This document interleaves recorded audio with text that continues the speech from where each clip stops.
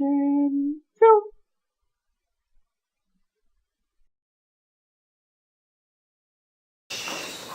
Right. My name is Carlos Directo. I already messed up. I'm a first-year mechanical engineer, and I'm running for the position of IVP. Being a first year, I haven't been in college long, and so the transition to college has been really tough. But I can honestly say that Fusion has helped me to go through it. The beginning of the year, I came into college very introverted, very antisocial, not a very fun person to be around. But I can honestly attribute being in Fusion as part of why I've grown to be what I believe as a more outgoing, fun person with a strong dedication to the club, as well as a relentless work ethic. So, to keep it short and sweet, I just have a platform on what I'm going to do as IVP. My main focus will be that every member will want to come out any Fusion event, every Wednesday, every Fusion Friday, study hours, if there's anything on a Saturday, or just hanging out in general. So I plan to accomplish this in four aspects. First one is the family system. For the family system, I feel that it was very active fall quarter this year, but it kind of dwindled down after going to winter quarter and then even now in the spring quarter. So I want a more active family system next year, and I'm going to do that by always chatting with the family heads. So I want to communicate with them and plan events with them.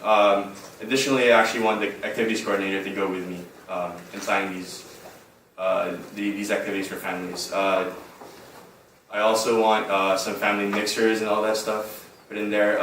Revamp the Snapchat and Instagram competitions that we had.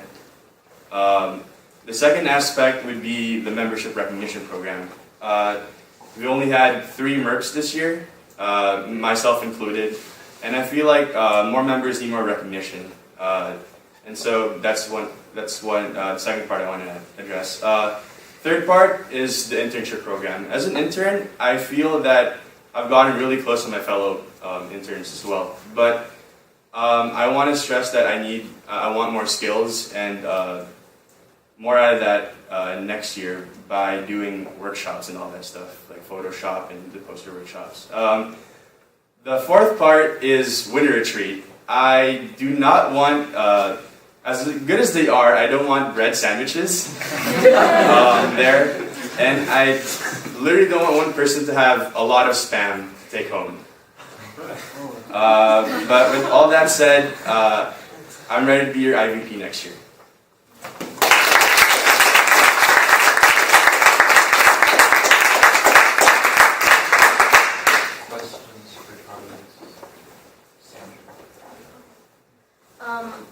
So being, you said, an introvert and all that, have you had leadership positions or leadership opportunities before this? And if not, or if it's a little bit, how do you plan to improve on that? In high school, I wasn't very active in any clubs, so I didn't have a lot of leadership opportunities. Mostly in a group project, on a presentation or something. That's where I get most of my leadership experience. To grow from that, now I really like talking to people. This quarter I actually tried to go out to all the Alianza orgs like PASS and DUSO, and I haven't tried Kava yet because I'm kind of intimidated, but I'll get there eventually, maybe next year. That's what I plan to do next year actually, is just join all the Alianza orgs. So with that, I want to point out that getting just to know people, and if I'm kind of like the person who, if nobody wants to do anything, will step up to the challenge. So that's what I feel makes me qualified as a leader. You're running up against someone who's been on board already. Do you feel you're at a disadvantage? Slightly, but I feel like the reason I really wanted to be IVP was because, again, I like meeting people now. So I like seeing new faces, meeting new people, knowing like who they are, and I also like being an intern. I think it was really a fun experience this year, and I feel like I can. I want to be involved in that program again next year. So that's how I feel like I'm at that advantage where I really want to work with the interns next year. One of the most important aspects you're going to be dealing with as IVP is handling the interns. What methods do you propose to help them grow as leaders and in turn help yourself grow as a leader? I mentioned in my speech the workshops. So, you know, I want, included in those workshops is stuff like what you're talking about. So like some technical skills, some artistic skills. For leadership, it's really tricky because you have to find interns who are willing to step up to the challenge sometimes. So if you find that nobody's talking within your group, then you gotta step up and say something, try to get people to talk to each other and to get their opinion. So I guess for leadership, I can have more intern meetings. I like actually doing that. We have an intern meeting tomorrow, actually. I guess I can take credit for organizing that. So there's that too.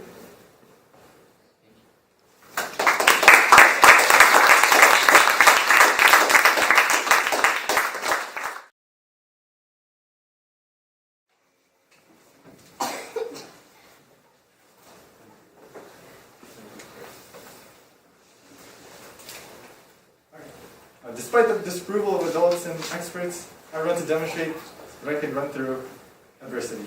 Through running, I established a mindset of never giving up no matter how hard things get. All it takes is hard work and perseverance. Determination, motivation, and literally going the extra mile. Summarizes my life, or my running journey as it symbolizes life, as a course. Most of the time runners aren't aware of the course beforehand, similar to how life plays out. We know it's there, but we don't know where it will lead us. Life is my course, and I am determined to finish strong, while motivating others as we gallop through the uncharted. Amen.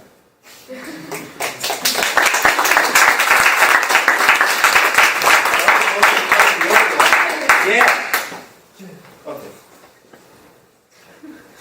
Hello. Okay, but what kind of how would you improve on IVP position and without all these fancy words? Sorry. And what kind of stuff could you identify? Okay. Well, I think going to other Alliance orgs, meetings like CUSO, CAS, and CABA, I think the family system is really great. I love it. I think it's awesome. I think it creates small community within a community. It's a way for people to actually get to know each other like a family, you know. So I think the family system is what I want to improve on. Actually having like a legit categorizing things for a point system, you know, like for like best family of the year. Because I think CUSO, they do a great job of implementing to their members having family spirit, you know, and having school spirit. I think that's really important. And also having like sort of like a fusion rally for like going to basketball, volleyball, or any sporting events here on campus. I want to entice people into having school spirit. You know, we go to UCI, we represent the Anteater. We are very unique. We won the Mashable NCAA tournament for the mascots. So I think we should be proud of that. So, yeah.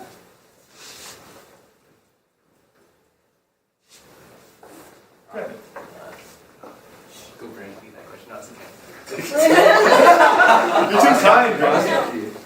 Hypothetically speaking, let's say over the summer, Yes, sir. The president somehow can no longer serve as president any longer. You're next in line. Are you prepared to step up if needed? I believe so. I mean, that's why I ran for both. I think I'm capable. It's okay. It's okay. But yeah, I think I'm capable of doing both jobs. Again, like I said earlier, being able to adapt. is very important, and I'll take on problems as they come together with my board. So my question is, in regards to the internship program, so the last 2 years we've had a very large number of interns compared to the previous years. And the one thing that's been like, I guess the one glaring weakness to it that's been like coming out of each program is the promotion of just cliques within the interns. And then when they come into these new boards, they have to break out of these cliques and try to be interactive with new people. So how would you plan on like basically help them develop the communication skills that will help them break out of their shells? So yeah, I was an intern, but I wasn't very active. But I saw it this year. I mean, I'm sorry to call it interns, but you guys are very cliquey. But I think the main thing is just breaking out of the shells, because coming into college, you're not really sure where you are yet, and identifying with a group of others, and you start growing, and that's where I want to start helping them start talking to other general members, and just reaching out, talking to their peers, not just their hallmates, but also reaching out, going out to other organizations, meetings, and just talking more. I think and speaking out is key.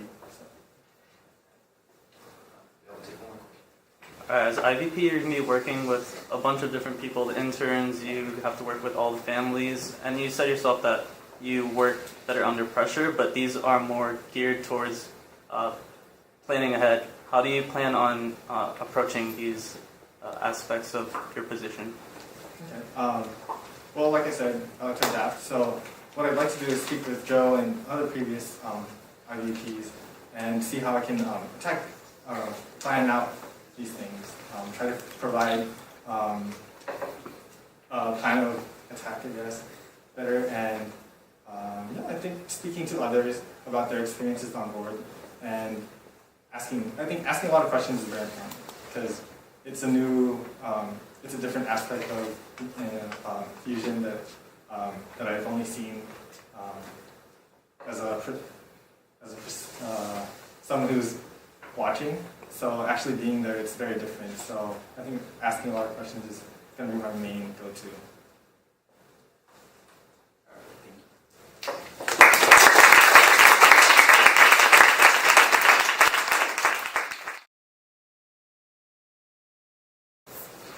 Okay, so as IVP, you're part of the executive board, which means, in a sense, you're a middleman between the president and a lot of the members. So let's say there's a large disagreement between one of the members and the president. How would you intervene? I don't know. I'd bring them together. It's going to be the president, the person having a disagreement, and sit them down, hear both sides and why there's this conflict.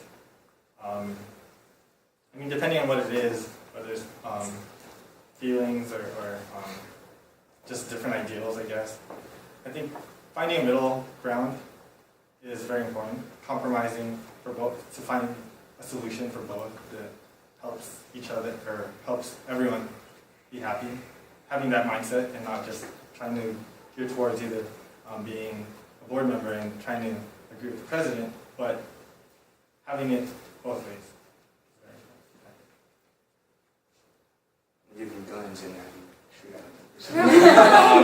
So generally, it's really between two people. It's a disagreement, and being the middleman as IVP, you're supposed to know your president and you're supposed to know that general member. So you would be the best person they would talk to solve the problem. Well, it's again they're just two regular humans. So you would, again, what Aldrin said is just sit them down, hear both sides, and then try to find a middle ground. Sometimes one person may be in the complete wrong, so you just have to say, you have the courage to say, hey, you're wrong, or again, the middle ground too. Try to find that. Critique the current position.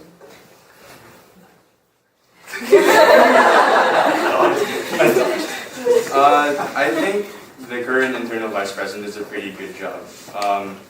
I feel like she's close to a lot of members, and I think that's why this inspired me to become IVP2 is through Joe. I think, again, like what I said in my platform, is better implementation of families, more MERPs, things like that. Also, like the internship program. So yeah, just have a more professional view in the interns, and then again, like no bread sandwiches, and then no one person all the spam. So. How'd you like all that stuff? It was excruciatingly painful. I was really salty.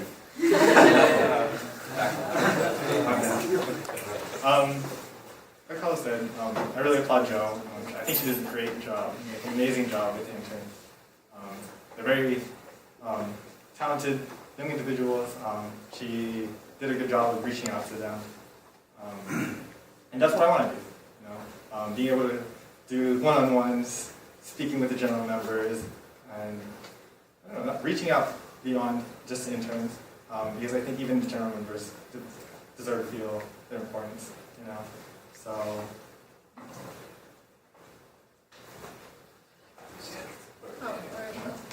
Sure.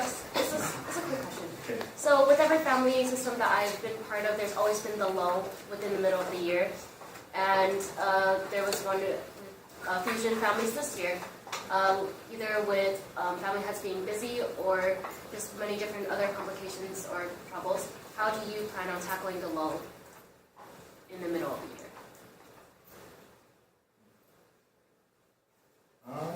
I think with the family heads, like I like the fact that we have the board members are the family heads, but I also think that there should be another a general member as their like that helps with managing hangouts, going to events, and family prides. I think those are very key. I think it's just trying to find other general members who are willing and are very up there to be able to handle that many people. I believe there were subheads in each family, so I guess if you can get in contact with the head, that's what the subheads are there for, so you would get in contact with them. Yeah. Okay. So last couple of years, the number of people applying to be interns have increased. Eventually, we get to the point where you have too many people applying, and you have to cut it off. What kind of qualifications would that person have to be an intern for this club?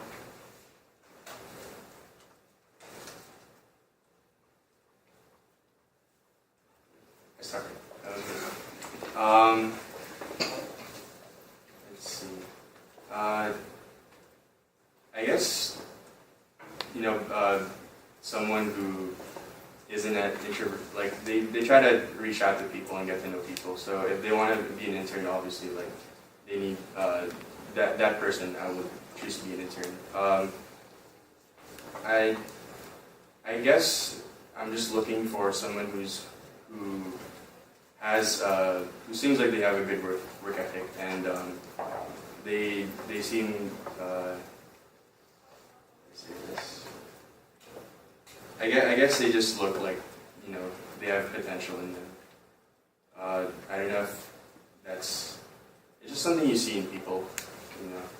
That's why I need to get to know people also, so I can say, hey, that person might be a really good intern. Wait, I didn't say anything. So, speaking from personal experience, I didn't really come out as an intern. So I was one of the I was adjusted. but yeah, I didn't come out. I think the key thing is making sure that they're actually committed. Try to see how much they're going to invest in the club. Trying to see the fire early, and trying to find, maybe an interview process of some sort, and I think that'll help with trying to figure out if they're actually committed or not. Because I knew that I was on the border, so it was very difficult for me to decide. So I just went with it. But I think it's just key to just trying to see how much they really care. Historically, the shadowing positions for the interns, shadowing the board members, have been really weak and ineffective. How do you plan on approaching this for next year and enforcing it on both the sides of the interns and the board members supposed to be guiding those interns? I go first this time, or? No. I remember last year, there was the shadowing program. I think Danny did. It was a great job of Danny because he taught us how to study hours and he taught us some things. But I think it's really important to just having it both ways. Where if the interns actually are very interested in some sort of position, then they can shadow that one person and become that mentor, I guess. Even though it's not a real mentor-mentee atmosphere, but giving them opportunities to feeding them little jobs or little ways to show how much work there is, and just giving them a little taste of what it's like to be on board is very important. And I think one way that I would enforce this is actually having each board member have someone in the beginning of the year. Once the interns are already set up. And I mean, at first they'll have someone, even though they don't know if that's what they really want to do. They'll be able to switch out depending on their interests throughout the year. And yeah, I think it's just communication and actually talking to each other is very important. And that's what I want to emphasize.